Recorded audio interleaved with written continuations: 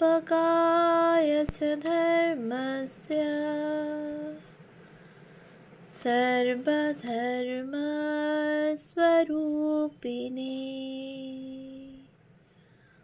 अवतारवरिष्ठाय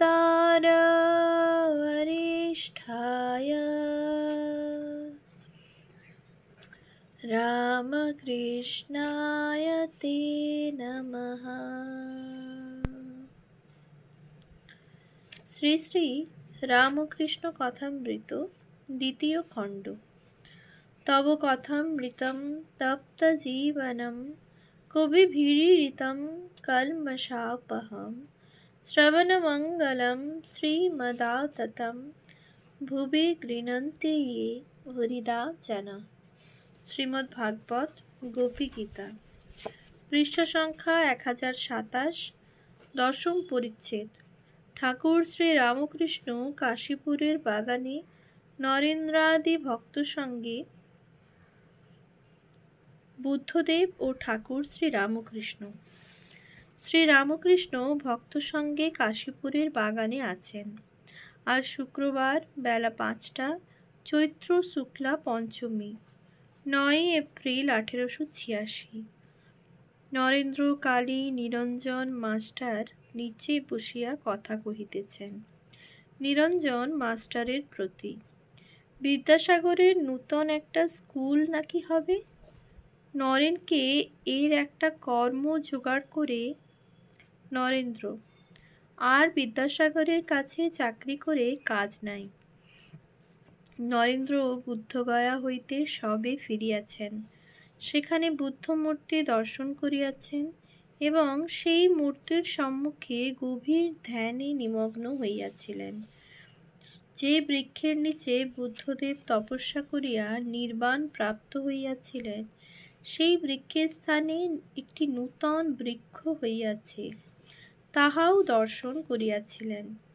কালী বলিলেন, একদিন গয়ার উমেশ বাবুর বাড়িতে নরেন্দ্র গান গাইয়াছিলেন, মৃদঙ্গ সঙ্গে খেয়াল, ধ্রুপদ ইত্যাদি। শ্রী রামকৃষ্ণ হলঘরে বিছানায় বসিয়া, রাত্রি কয়েক দণ্ড হইয়াছে, মণি একাকী পাখা করিতেছেন। লাটু আসিয়া বসিলেন। শ্রী রামকৃষ্ণ মণির প্রতি, একখানি গায়ের চাদর ও একজোড়া চটি জুতা আনবে। মণি, যে আজ্ঞা। শ্রী রামকৃষ্ণ লাটুকে, চাদর 10 আনা ও জুতা সর্বশুদ্ধ কত দাম? লাটু, 1 টাকা 10 আনা। ঠাকুর মণিকে দামের কথা শুনিতে ইঙ্গিত করিলেন। নরেন্দ্র আসিয়া উপবেষ্ট হইলেন। শশী, রাখাল ও আরও 2-1টি ভক্ত আসিয়া বসিলেন। ঠাকুর নরেন্দ্রকে পায়ে হাত বুলাইয়া দিতে বলিতেছেন। শ্রী রামকৃষ্ণ ইঙ্গিত করিয়া নরেন্দ্রকে বলিতেছেন, খেয়েছিস? বুদ্ধদেব কি নাস্তিক? অস্তি নাস্তির মধ্যের অবস্থা। শ্রী রামকৃষ্ণ মাস্টারের প্রতি সহাস্যে, ওখানে অর্থাৎ বুদ্ধগয়ায় গিছল। মাস্টার নরেন্দ্রের প্রতি, বুদ্ধদেবের কি মত?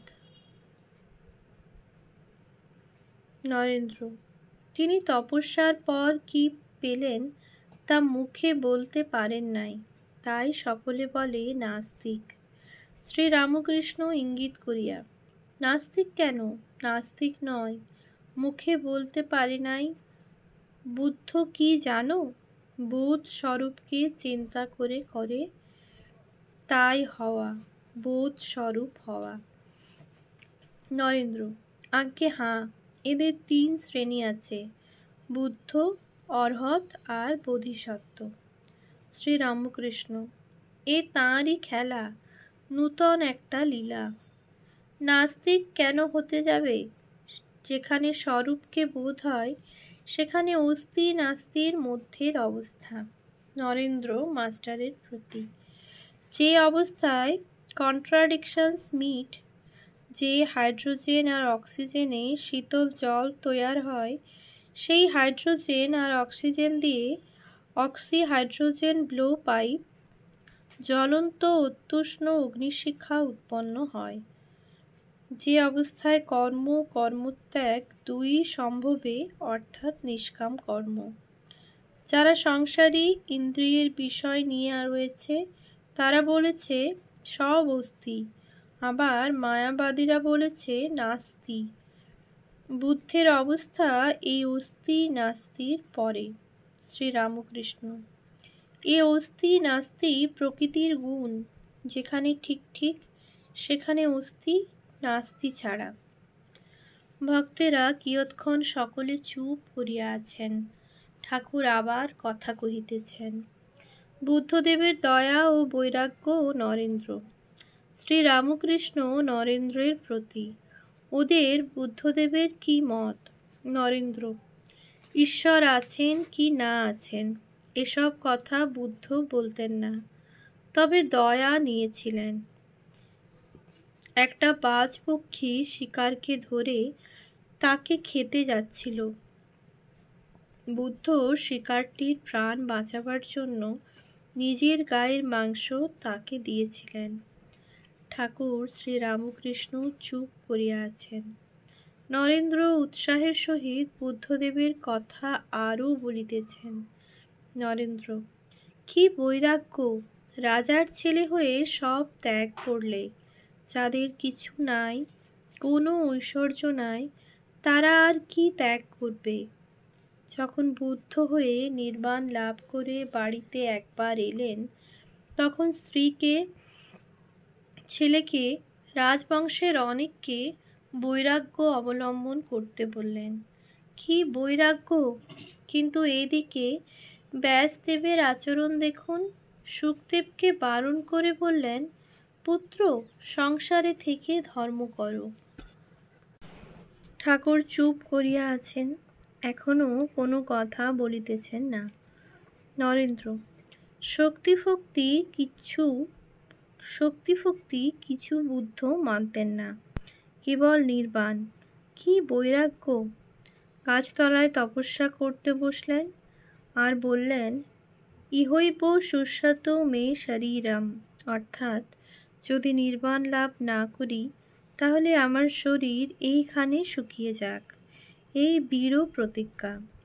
শরীরই তো বদমাইশ, ওকে জব্দ না করলে কি কিছু? শশী: তবে যে তুমি বলো মাংস খেলে সত্ত্বগুণ হয়, মাংস খাওয়া উচিত, এ কথা তো বলো। নরেন্দ্র: যেমন মাংস খাই তেমনি মাংস ত্যাগ করে শুধু ভাতও খেতে পারি, নুন না দিয়েও শুধু ভাত খেতে পারি। কিয়ৎক্ষণ পরে ঠাকুর শ্রীরামকৃষ্ণ কথা কহিতেছেন। আবার বুদ্ধদেবের কথা ইঙ্গিত করিয়া জিজ্ঞাসা করিতেছেন। শ্রীরামকৃষ্ণ: বুদ্ধদেবের কি মাথায় ঝুঁটি? নরেন্দ্র: আজ্ঞা না, রুদ্রাক্ষের মালা অনেক জড়ো করলে যা হয় সেই রকম মাথায়। শ্রীরামকৃষ্ণ: চক্ষু? নরেন্দ্র: চক্ষু সমাধিস্থ।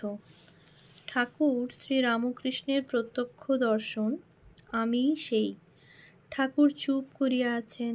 নরেন্দ্র ও অন্যান্য ভক্তেরা তাহাকে এক দৃষ্টে দেখিতেছেন। হঠাৎ তিনি ঈষৎ হাস্য করিয়া আবার নরেন্দ্রের সঙ্গে কথা আরম্ভ করিলেন। মনি হাওয়া করিতেছেন। শ্রীরামকৃষ্ণ নরেন্দ্রের প্রতি: আচ্ছা, এখানে সব আছে না?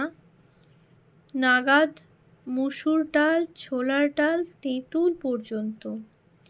নরেন্দ্র: আপনি ওসব অবস্থা ভোগ করে নিচে রয়েছেন।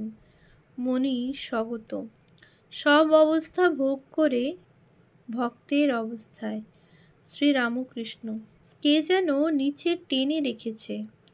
এই বলিয়া ঠাকুর শ্রীরামকৃষ্ণ মনির হাত হইতে পাখাখানি লইলেন এবং আবার কথা কহিতে লাগিলেন। শ্রীরামকৃষ্ণ: এই পাখা যেমন দেখছি সামনে প্রত্যক্ষ, ঠিক অমনি আমি ঈশ্বরকে দেখেছি আর দেখলাম। এই বলিয়া ঠাকুর নিজের হৃদয়ে হাত দিয়া ইঙ্গিত করিতেছেন আর নরেন্দ্রকে বলিতেছেন, কি বললুম বলো দেখি? নরেন্দ্র: বুঝেছি, শ্রীরামকৃষ্ণ: বল দেখি। নরেন্দ্র: ভালো শুনিনি।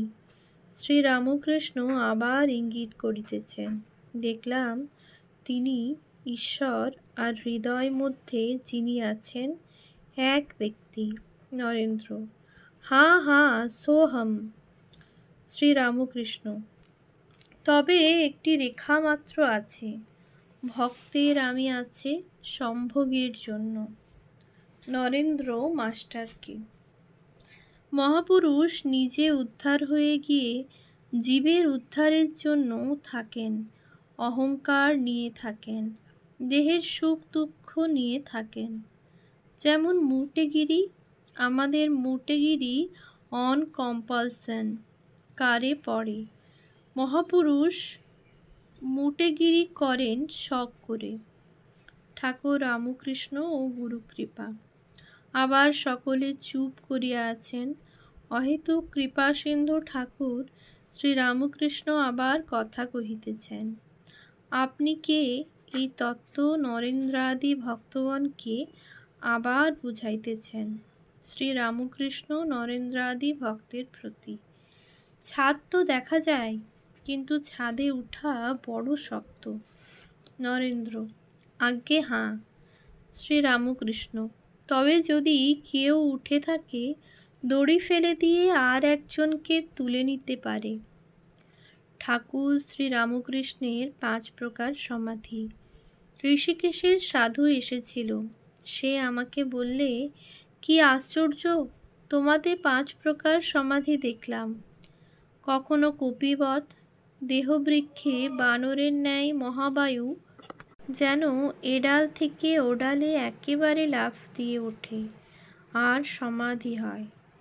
কখনো মীনবৎ, মাছ যেমন জলের ভিতরে সরাত সরাত করে যায় আর সুখে বেড়ায়, তেমনি মহাবায়ু দেহের ভিতর চলতে থাকে আর সমাধি হয়। কখনো বা পক্ষীবৎ, দেহবৃক্ষে পাখির ন্যায় কখনো এডালে কখনো ওডালে। কখনো পিপীলিকাবৎ, মহাবায়ু পিঁপড়ের মতো একটু একটু করে ভিতরে উঠতে থাকে, তারপর সহস্রারে বায়ু উঠলে সমাধি হয়। কখনো বা তির্যকবৎ, অর্থাৎ মহাবায়ুর গতি সর্পের ন্যায় আঁকা বাঁকা, তারপর সহস্রারে গিয়ে সমাধি। রাখাল ভক্তদের প্রতি: থাক আর কথায়, অনেক কথা হয়ে গেল, অসুখ করবে। ওম শান্তি শান্তি শান্তি।